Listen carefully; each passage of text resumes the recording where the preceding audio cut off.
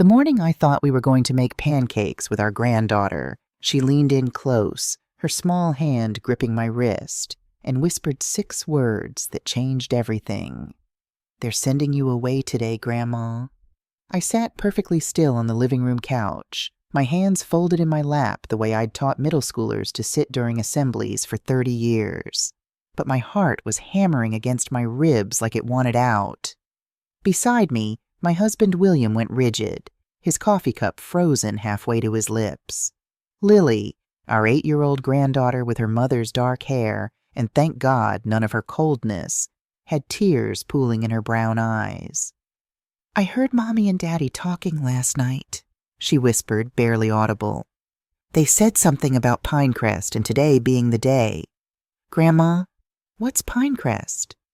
I wanted to tell her it was nothing, that she'd misheard, that adults sometimes say things that sound scary but aren't. But the way my son Derek's voice had changed over the past few months, careful, distant, guilty, told me Lily had heard exactly right. "It's okay, sweetheart," I managed, my voice steadier than I felt. I touched her cheek. "You did the right thing telling us." From the kitchen I heard them, Derek and Jennifer, my son and his wife. Their voices carried that particular quality of people who think they're being quiet, but aren't quite quiet enough. "Robert Hayes confirmed everything's ready," Jennifer said. Her voice had that efficient, matter-of-fact tone she used for business calls. "The room at Pinecrest is available. We can move them this afternoon." I looked at William. 62 years of marriage meant I could read every emotion that crossed his face. Right now, shock, hurt, and something else. Something sharper, recognition, like a puzzle piece finally clicking into place. We'd known something was wrong. We just hadn't let ourselves see how wrong. The invitation had seemed like a blessing. William had suffered a mild heart attack in March. Nothing major, the doctors said, but enough to scare us both. Our house, the one we'd lived in for 40 years, suddenly felt too big. Too many stairs, too much yard work, too many memories in every corner that now felt more exhausting than comforting. When Derek called and said, "Mom, Dad, why don't you come live with us? We've got that whole upstairs suite. Lily would love having you around," I'd actually cried with relief. "Are you sure?" I'd asked. "We don't want to be a burden." "Mom, stop. You're not a burden. You're family." Famous last words. The first month was good. Better than good. Jennifer cooked my favorite pot roast. Derek came home from his financial consulting firm early to have dinner with us. Lily brought us dandelions from the backyard and insisted we were the best grandparents in the world. I should have known it was too perfect to last. The changes started small. So small I told myself I was being paranoid. It was mid-May when Jennifer reorganized the kitchen. I came down one morning to find all the spices I'd carefully arranged, alphabetized, labeled, some from my own garden, dumped into a plastic bin and shoved in a corner cabinet. "I hope you don't mind," Jennifer said brightly, not looking at me. "I'm implementing a new system. Everything has a place now, more efficient." "Of course," I said, because what else could I say? It was her kitchen, technically. Never mind that I'd been cooking in it every day for a month. The dishes I used for Lily's breakfast, the ones at eye level, were moved to the top shelf. The step stool disappeared. When I asked about it, Jennifer said, "Oh, we donated that old thing, too wobbly. Didn't want anyone getting hurt." The anyone she meant was me. Then came the smart lock on the living room sliding door. "It's for security," Derek explained when I couldn't figure out how to open it to let the cat out. "Here, let me show you." He demonstrated twice, but the digital interface made no sense to my fingers. After that, I had to ask permission, actually ask, to access the backyard of the house I lived in. "You're being dramatic," I told myself. "They're just trying to help." But the help felt a lot like being erased. "Dad, we need to talk about the driving." William and I were sitting in the living room when Derek came in, wearing what I called his serious business face. Jennifer stood in the doorway, arms crossed, silent support. "What about it?" William asked. My husband's voice was calm, but I saw his jaw tighten. "Last week, when you drove to the grocery store, Mrs. Patterson called. She said you drifted into her lane on Maple Street." I corrected immediately, William said. There was a cyclist. I gave them space. Dad, you're 74. Your reaction time isn't what it used to be. My reaction time is fine, Derek sighed. Look, I'm not trying to insult you. I'm trying to keep everyone safe. What if next time there's an accident? What if someone gets hurt? Jennifer finally spoke. We're just worried. This is hard for us too, you know. That phrase. Hard for us.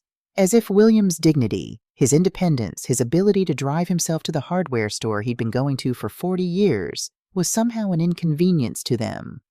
How about this? Derek said, softening. Let me take the car in for an oil change. We'll have it checked out, make sure everything's running smoothly. Then we can revisit this conversation. William agreed. He shouldn't have. The car never came back. 2 weeks later, I saw the empty spot in the garage and asked Derek about it. Oh, he said, not quite meeting my eyes. The mechanic said the transmission was going. It would have cost more to fix than the car was worth. I sold it to a salvage yard. Got $300. You sold our car? I kept my voice level. Without asking us? Mom, it was a safety issue. You guys don't really need a car anyway. There's Uber, Lyft, grocery delivery. It's actually more convenient. Convenient. For them. That night I lay awake listening to William's breathing beside me. He hadn't said a word since Derek told us about the car. But I knew my husband. The silence wasn't acceptance. It was hurt too deep for words. I discovered it by accident. I'd gone to pick Lily up from school, walked the 1.5 miles there, which my doctor said was good for me anyway. When I arrived at the classroom, Lily's teacher, Mrs. Anderson, looked surprised to see me. Oh, Mrs. Carter, how nice to finally meet Lily's grandmother. She talks about you all the time. Finally? I asked. I've picked her up before. Mrs. Anderson's smile faltered. Oh, well, I just meant, Jennifer mentioned that you and your husband have some memory issues, so the school policy is not to release Lily to anyone except her parents without written permission each time. The floor tilted under my feet. Memory issues. I had misplaced my grocery list once, and somehow that had turned into Jennifer telling the school I couldn't be trusted with my own granddaughter. I see, I said quietly. There's been a misunderstanding. I don't have memory issues, but I appreciate you following protocol. I didn't pick Lily up again after that. Not because I couldn't, because I was no longer sure what other lies Jennifer had told about me, and I wasn't going to put Lily in the middle. That night at dinner I brought it up. Carefully, calmly. Jennifer, I ran into Mrs. Anderson today. She mentioned something about memory issues. Jennifer didn't even blink. Did I say that? I probably just mentioned that you're getting older and sometimes forget things. We all do. It's not a big deal, Rose. It is when it means I can't pick up my granddaughter. Well, maybe if you'd told us you were going to pick her up, there wouldn't have been confusion. Communication, Rose. It goes both ways. Derek said nothing. He was very good at saying nothing. Mom, Dad, let's talk about your finances. Derek had brought his laptop to the dinner table, which already told me this wasn't a casual conversation. What about them? William asked. Look, I know managing bills and investments can be overwhelming at your age. What if I took some of that off your plate? I'm a financial consultant. This is literally what I do. We're managing fine, I said. Are you, though? Jennifer interjected. Derek mentioned you forgot to pay the electric bill last month. We didn't forget, William said sharply. There was a discrepancy in the amount. I called to dispute it. Right, but it still went to collections. That affects your credit score. Your credit score matters for what? I asked. We're not buying a house. We're not taking out loans. What do we need credit for? Derek put on his patient voice, the one that made me feel like a child. Mom, just let me help.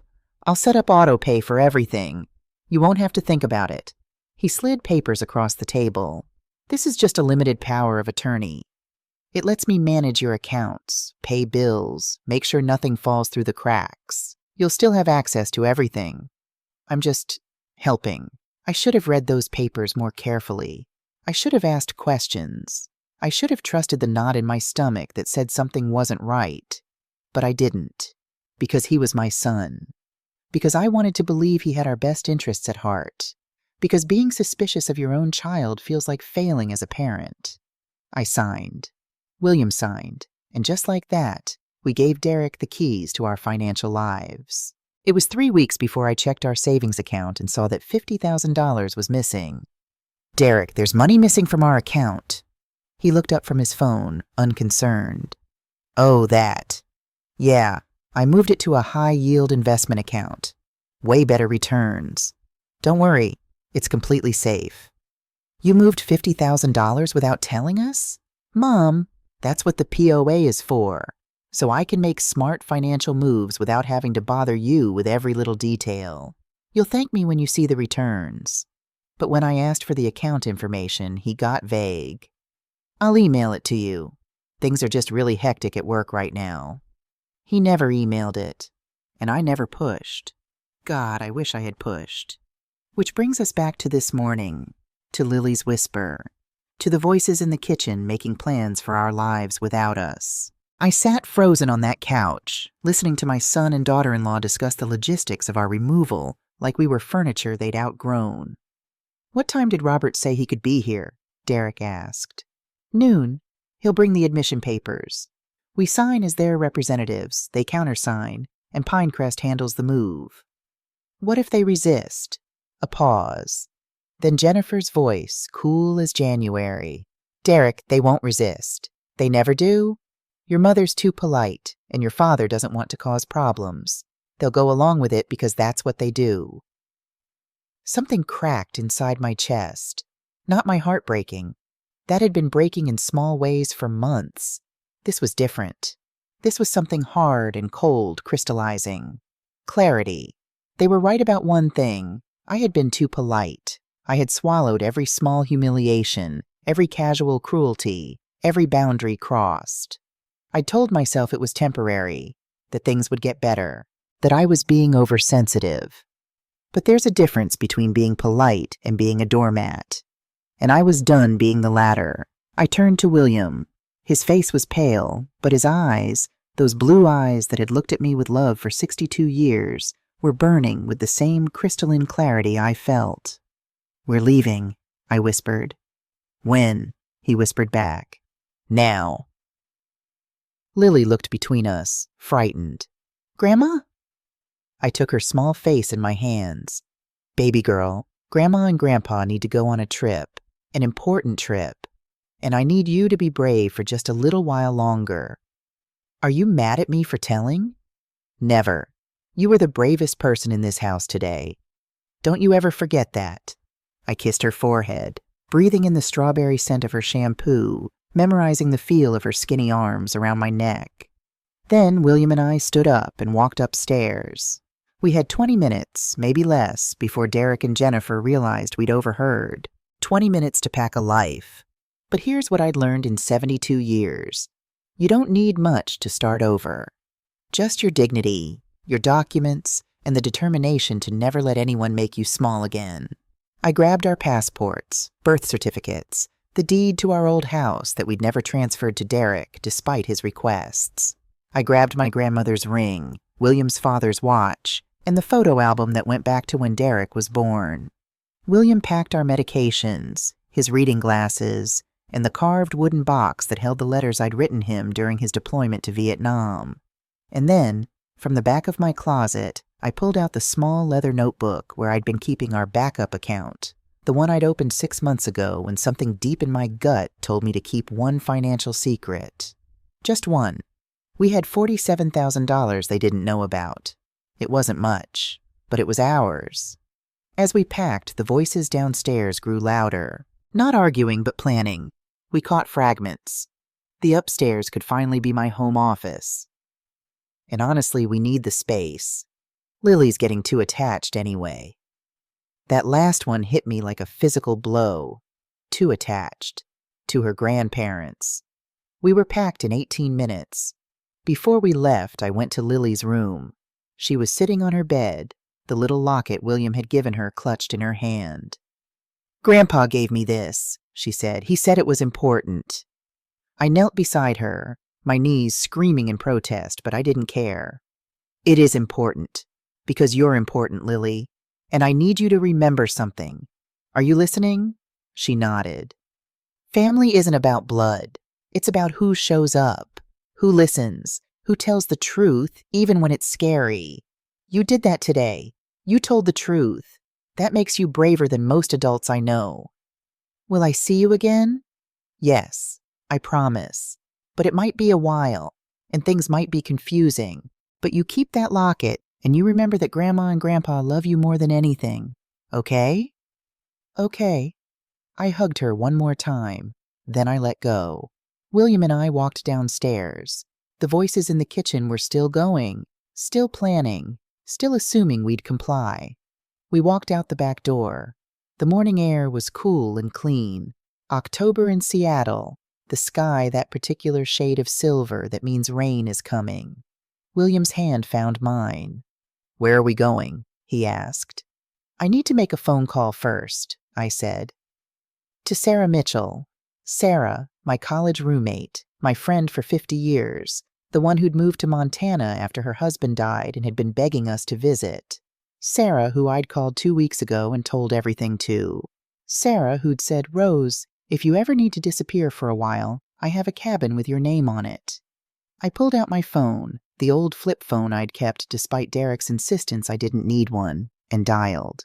Sarah, it's Rose. That offer you made? I'm taking you up on it. When? Today. Now. A pause. Then, I'll have the coffee ready. We walked to the corner where I called a cab. While we waited, I looked back at the house where we'd lived for 6 months, the house where we'd been slowly erased. My phone buzzed. A text from Derek. Hey, Mom, where did you guys go? Jennifer's making lunch. I turned off the phone. The cab arrived. As we pulled away, I saw Derek come out the front door, looking around, confused. I didn't wave. I didn't look back, because this wasn't running away. This was the first honest choice I'd made in 6 months, and it was just the beginning. The drive to Montana took 12 hours. We stopped twice, once for gas, once at a rest stop where William bought us bitter coffee and stale sandwiches that we barely touched. We didn't talk much. What was there to say?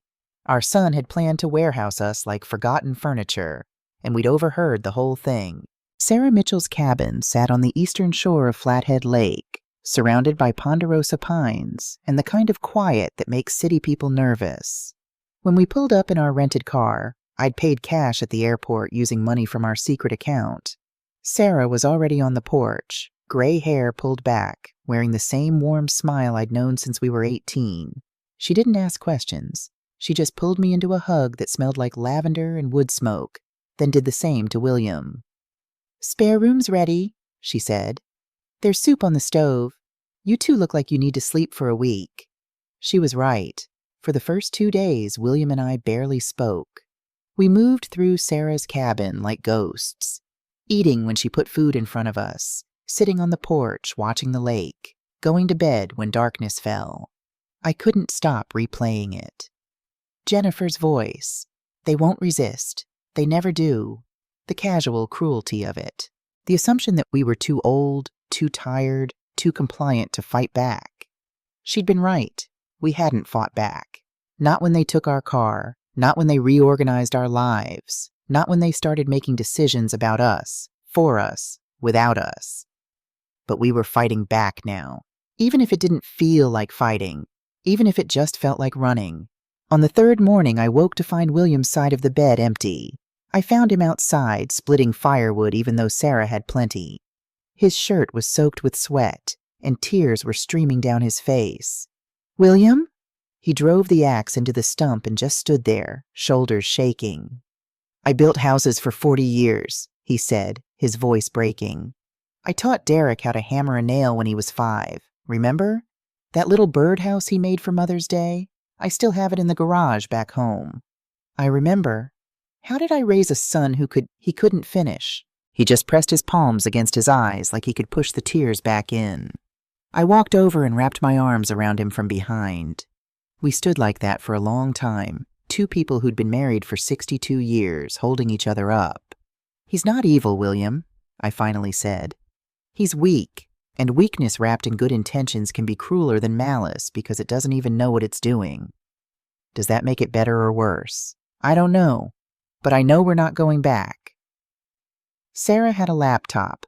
She'd worked as a hospital administrator before retiring, and she knew her way around technology better than most people half her age. On the fourth day, she set me up at her kitchen table with coffee and a legal pad. "What are we looking for?" she asked. "The truth," I said. "All of it." I started with our bank accounts, the ones Derek had access to through the power of attorney. My hands shook as I logged in, half afraid of what I'd find. $50,000 missing. I'd known that. What I hadn't known, there were other transfers, smaller ones. $3,000 here, $5,000 there, all to an account I didn't recognize. "Sarah, what's a Torres Development LLC?" She typed quickly, then went quiet. "Rose, it's a real estate development company out of Bellevue, run by a Michael Torres." The name meant nothing to me, but when Sarah dug deeper, pulling up business registration documents and LinkedIn profiles, she found something that made my stomach drop. Michael Torres, former spouse, Jennifer Ann Patterson, Jennifer's ex-husband. "They're investing our money with her ex?" I said slowly. "Does Derek even know?" We kept digging. Sarah showed me how to access cached emails, deleted browsing history, things I didn't even know were possible. And there, in a recovered email from Jennifer to Derek dated 3 months ago, was the truth spelled out in her efficient clinical language. "Babe, I ran the numbers. If we transition your parents to assisted living, we free up $4,200 a month in current expenses. Plus, the POA gives us access to their retirement accounts, $380K total. With Michael's development deal closing in Q4, we could leverage their assets as collateral for the down payment. By the time they need serious medical care, Medicaid will cover it. It's literally a win-win." I read it 3 times. Then I printed it. Then I called Robert Hayes, the attorney Sarah recommended, a man in his 60s who specialized in elder law and had seen enough financial abuse cases to fill a book. "Mrs. Carter," he said after I'd explained everything, "what Derek did, moving those funds, using the POA beyond its scope, that crosses into illegal territory. We can get your money back. But more importantly, we can make sure he never has access again." "What do I need to do?" "First, don't revoke the POA yet. Let him think he still has control. Second, document everything. Third, we move your remaining assets into a protected trust. And fourth, you get him on record, admitting what he did. Phone call, video, something we can use if this goes to court." My heart was pounding. "You want me to call my son and trick him into a confession?" "I want you to call your son and give him a chance to tell the truth." It took me 2 weeks to work up the courage. 2 weeks of Sarah coaching me, of Robert preparing me, of William holding my hand and saying, "You can do this, Rose. You're stronger than you think." Montana is a one-party consent state. That means I could legally record the call without telling Derek. I set up the laptop, hit record, and dialed. He answered on the second ring. "Mom? Oh my God, where are you? We've been worried sick." His voice was so familiar, so achingly familiar. For a moment, I almost lost my nerve. "Have you, Derek?" I kept my voice steady, calm. "Of course. You just disappeared. Jennifer's been calling hospitals, filing missing person reports." "That's interesting. I called Dr. Green yesterday. She said no one had contacted her about us." Silence, long and heavy. We were about to... "Tell me about Pinecrest Senior Living, Derek." I heard him inhale sharply. "How did you..." Lily told you." "An 8-year-old child showed more courage than you did." "Mom, it's not what you think." "Then what is it, Derek?" My voice was still steady, but something harder was creeping in. "Explain to me why you took $127,000 from our accounts. Explain the emails about leveraging our assets. Explain why you sold our car without asking. Explain why you were planning to move us into a nursing home without our consent." "I was trying to help," his voice cracked. "Dad's not safe driving anymore, you know that. And the money, I was investing it for you, for better returns." "With your wife's ex-husband's company?" The silence this time was deafening. "Mom, how much do you know?" "Everything, Derek. I know about Michael Torres. I know about the Bellevue development deal. I know Jennifer thinks our eventual medical care will be Medicaid's problem once you've spent our money. I know you were planning to use our assets as collateral for an investment property. Should I keep going?" "Mom, please." He was crying now, really crying. "It sounds worse than it is. Jennifer she's practical. She thinks long term. It wasn't about hurting you. No, Derek. It was about using us. There's a difference. Can we talk about this? Face to face. Please come home. We can work this out." "Home?" The word tasted bitter. "You were planning to take our home. Let me tell you what's going to happen instead." I pulled out the list Robert and I had prepared. My hand wasn't shaking anymore. "First, the power of attorney is revoked as of this morning. Our lawyer filed the paperwork at 8 a.m. Pacific time. Second, you will return every penny you took, all $127,000 transferred back to our original account within 72 hours, or I file a police report for financial elder abuse. And Derek, I have the emails, I have the transaction records, I have everything. Third, you will sign an affidavit admitting what you did and why. That document stays with our lawyer. If you ever attempt anything like this again, it goes public. Fourth, you will tell Lily the truth, age-appropriate but honest. She deserves to know that adults she loves can make terrible mistakes. Fifth, we will not see you or Jennifer for a minimum of 6 months. After that, if, and only if, you've done serious work to understand the harm you caused, we'll consider talking. Sixth, your name is removed from our will. Everything goes into a trust for Lily, with conditions. She won't get it until she's 25, and only if she meets certain requirements that teach her about integrity, something you failed to learn." Derek was sobbing openly now. "Mom, please, you're destroying our family." "No, Derek." My voice was ice. "You did that when you decided we were obstacles instead of people. You did that when you chose money over your own parents. You did that when you planned our removal like we were furniture you'd outgrown. I'm just making sure you can't destroy us any further." "I'm sorry. I'm so sorry. This is all my fault. Jennifer pushed, but I'm the one who agreed. I'm the one who signed the papers. I'm the one who betrayed you." At least he was being honest now. "You have 72 hours, Derek. After that, I call the police." "Mom, wait!" I hung up. For a long moment, I just sat there, staring at the phone. Then I started shaking, not with fear, with something else, something that felt almost like power.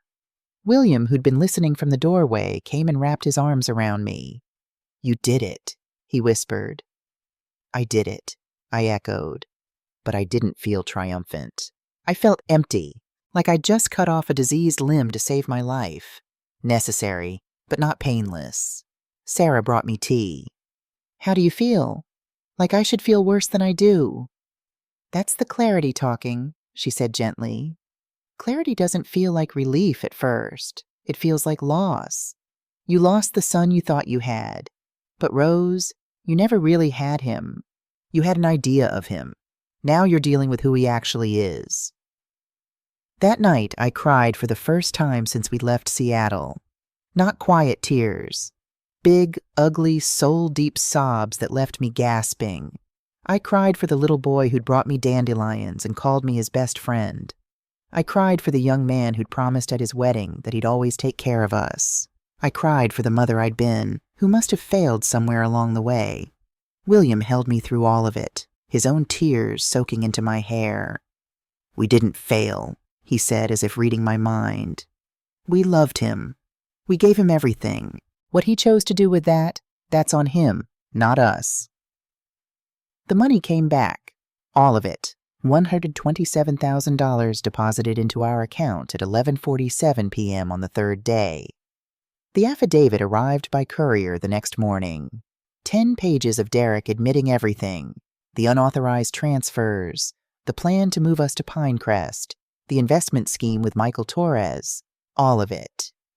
His signature at the bottom looked shaky, nothing like his usual confident scrawl. There was a note tucked inside. Mom and Dad, I don't expect forgiveness. I don't deserve it.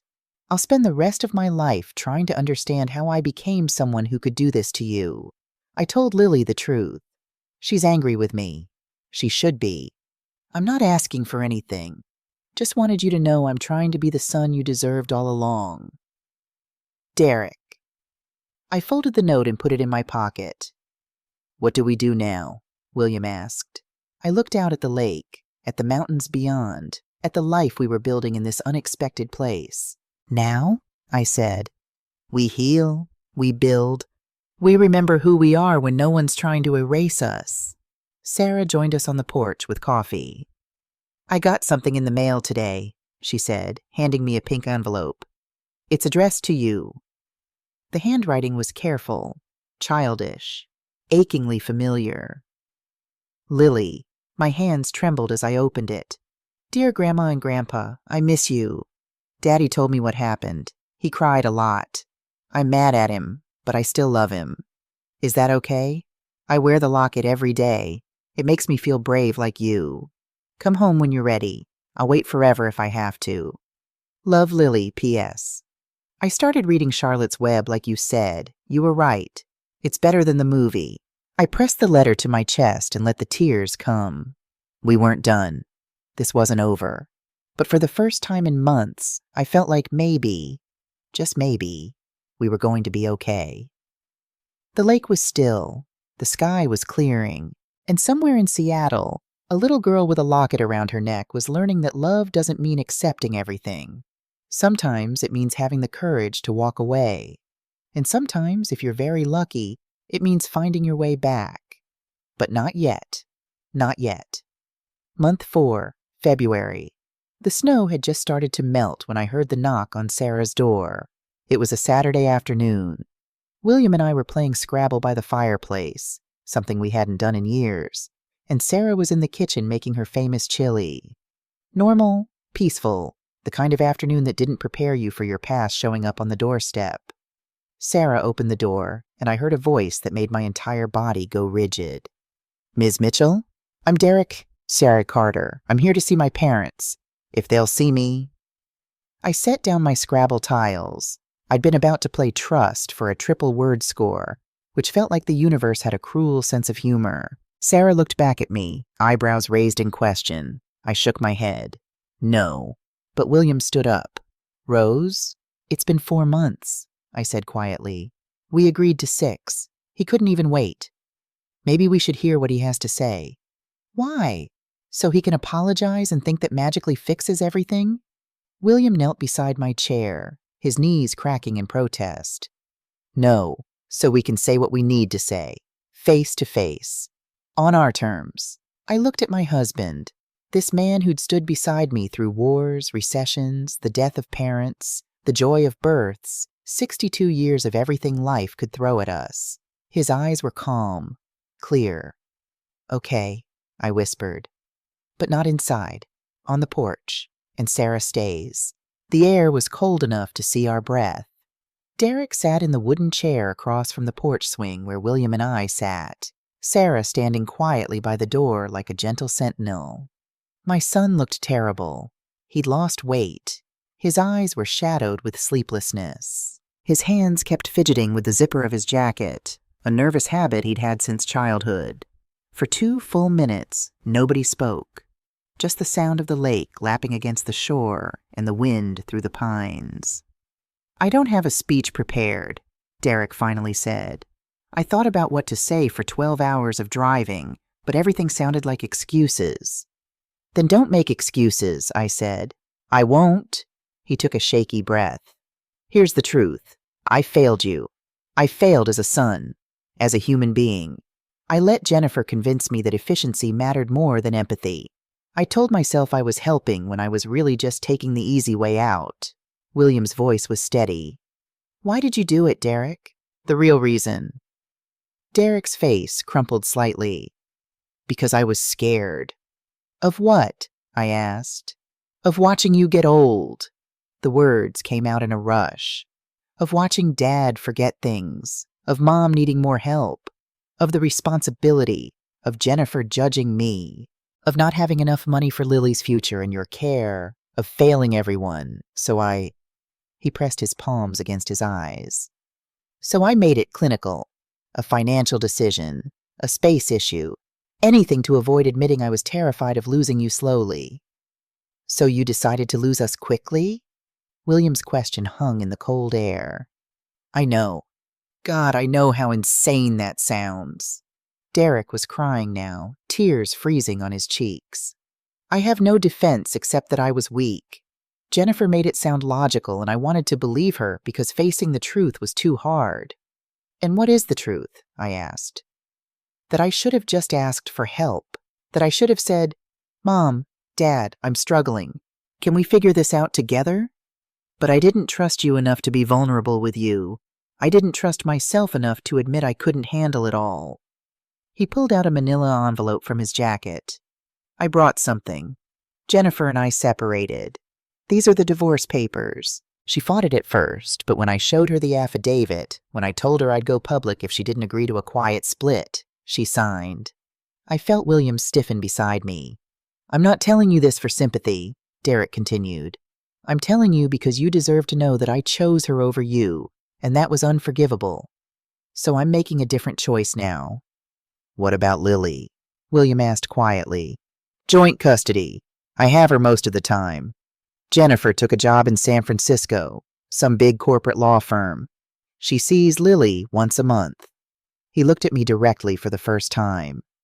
Lily asked me to ask you if she could visit. Not me, just her. She misses you so much it's breaking my heart. Something cracked in my chest, but I kept my voice level. You think showing up here and crying fixes this? You think divorcing Jennifer makes you a hero? No. Derek stayed seated, kept his voice quiet. I don't think anything fixes this. Then why are you here? Because Lily told me something last week. She said, Daddy, when you make a mistake, you have to say sorry even if it doesn't fix it. You say sorry because it's the truth. His voice broke. She's 8 years old and she understands integrity better than I do. I stood up, my whole body shaking.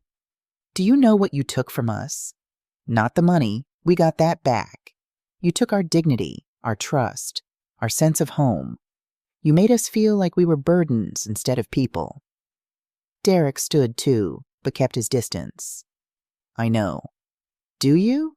Do you really know what it feels like to hear your own child plan your removal like your furniture? To realize you raised someone capable of calculating your worth in dollars? No, I can't imagine. His face was wet with tears and melting snow.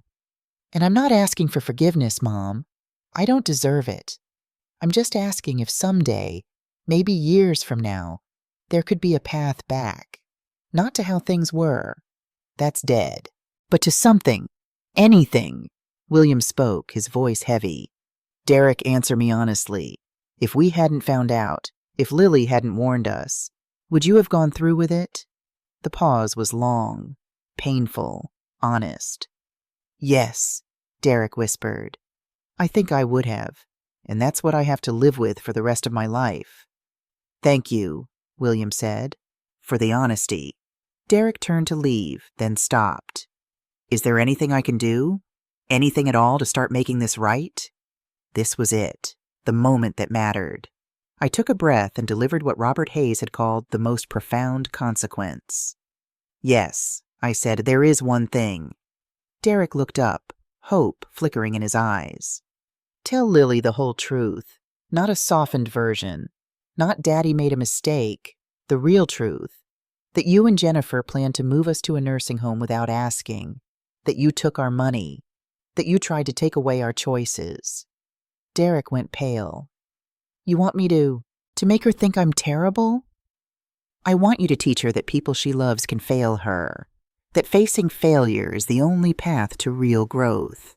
Lily's hero-worshipping you right now, Derek. That's dangerous. She needs to see you're human, flawed, capable of cruelty even with good intentions. You're protecting her, Derek said slowly, from becoming me. I'm protecting her from valuing image over integrity. If I do this, she might not forgive me for years. William stood beside me. Then you'll understand exactly how we feel. Derek nodded once. Then he walked to his car, shoulders bent like he was carrying something impossibly heavy. Which he was. The truth. Derek kept his word. He had what he later described as the hardest conversation of my life with Lily. She was hurt, angry, confused. She stopped calling him Daddy for 3 weeks, calling him Derek instead. He told us this in an email. Brief, factual, not asking for sympathy, just reporting. She has every right to be angry. I won't defend myself to her. Sarah gave me the name of a child therapist. Lily starts next week. He also started his own therapy, sent us the receipts, not to prove anything, just transparency. He was working on codependency, childhood trauma from his own father being emotionally distant. William wept when he read that. The need to appear perfect. Jennifer's aftermath came through the grapevine. The Bellevue development deal with Michael Torres fell through. Market correction, bad timing. She lost $80,000 of her own money. She sent one email to our new address. You were right about everything. I hope that gives you some satisfaction. I never responded. There was nothing to say. William and I used the returned money to buy a small house 3 miles from Sarah's cabin. 2 bedrooms, a porch overlooking the water, a garden plot waiting for spring. This isn't exile, William said as we signed the papers. This is choosing. This is home, I agreed. We made friends in the local senior community, took a watercolor class, volunteered at the library, started living instead of just existing. But every night I looked at Lily's letters. She wrote every week now, sometimes just a few sentences, sometimes pages, and felt the pull of unfinished business. Sarah drove to Spokane to pick up Lily. Derek didn't come, respecting our boundaries. When Sarah's car pulled up and Lily jumped out, I started crying before she even reached the porch. Grandma! She flew into my arms, and I held her like I'd never let go. She was taller. Her hair was longer. But her eyes, those eyes that had warned us, saved us, were exactly the same. I missed you so much, she whispered into my shoulder. We missed you too, Butterfly. The weekend was magic. We baked chocolate chip cookies. William taught her how to build a birdhouse, the same way he'd taught Derek 40 years ago. We watched the stars and read Charlotte's Web together, finishing the last chapter with tissues in hand. Sunday evening, as the sun set over the lake, Lily and I sat on the porch swing. Grandma, can I ask you something? Always. Are you happy here? I thought carefully. Yes, in a way I wasn't before. Because you're away from us? No, sweetheart. Because I'm with myself again. Does that make sense? She thought about it, her face serious. Like when I need alone time in my room after school? Exactly like that. Do you forgive Daddy? I pulled her close. I'm working on it, Lily. Forgiveness isn't a light switch. It's a door that opens slowly, 1 inch at a time. Is the door open yet? Maybe a crack, maybe a little more each day. Can I help? I kissed the top of her head. You already are, just by being you. Our Montana house smelled like turkey and sage stuffing. The table was set for 6. William and me, Lily, Sarah, Dr. Patricia Green, who had become a dear friend and trustee of Lily's fund, and Robert Hayes. Derek had driven Lily up that morning. He'd stayed in the car while she ran to the door. Happy Thanksgiving, Mom. Dad, he'd called from the driveway. Happy Thanksgiving, Derek, I'd called back. Could I pick her up tomorrow? Maybe see the house? William and I exchanged a look. A whole conversation in a glance. Tomorrow, I said. 4 o'clock. Thank you. His voice cracked. Thank you. Now, as we sat around the table, I raised my glass of apple cider. I'm grateful for this table, I said, for people who chose to be here, who showed up not because they had to, but because they wanted to. Lily raised her glass. She was 9 now, more grown up, but still wearing the locket. I'm grateful Grandma and Grandpa taught me that family is what you build, not just what you're born into. William smiled. And I'm grateful for second chances, even when they come from painful places. After dinner, after Lily had fallen asleep on the couch with a full belly, Sarah asked the question we'd all been thinking. So tomorrow, Derek sees the house. What happens? I looked out at the snow falling gently on the lake. I don't know. And that's okay. William took my hand. That woman you've become, the one who can say I don't know instead of needing all the answers, I'm proud of her. I'm proud of her too. Later, as I tucked Lily in, she whispered, Grandma, do you think Daddy will ever be okay again? I think, I said carefully, that he's learning. And learning is the first step to okay. I love him, she said, even though I'm still mad sometimes. You can do both, sweetheart. Love and anger can live in the same heart. Is that what you do? Every single day. When Derek arrived at 4, I invited him onto the porch. Not inside, not yet. But the porch was progress. We sat in silence for a while, watching Lily and William build a snowman. The house is beautiful, Derek said quietly. Thank you. I never wanted this, he said. You here, me there, this distance. I know, but Derek, you chose it. And now we're all living with that choice. I know. I'm trying to make different choices now. I can see that.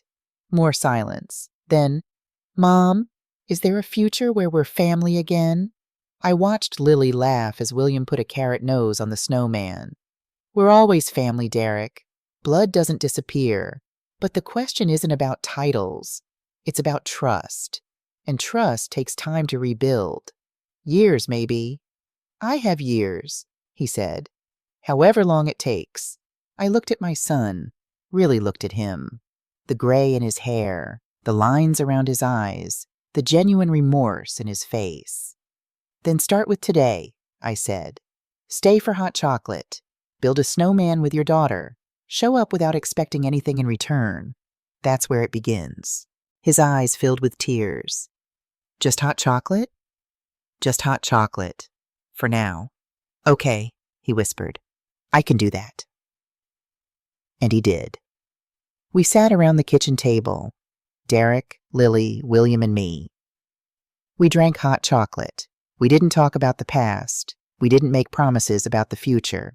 We just sat together. When Derek left, he hugged Lily, waved to us, and drove away. That night, William asked, How do you feel? Like I planted something, I said. I don't know if it'll grow, but I planted it. That's all we can do. I looked out at the lake, at the stars reflected on the water, at this life we'd built from the ashes of betrayal. We weren't victims anymore. We weren't even survivors. We were people who'd chosen themselves, set boundaries, demanded respect, and then, slowly, carefully, left the door cracked open for something new to grow. Not forgiveness that meant forgetting. Forgiveness that meant finally being free.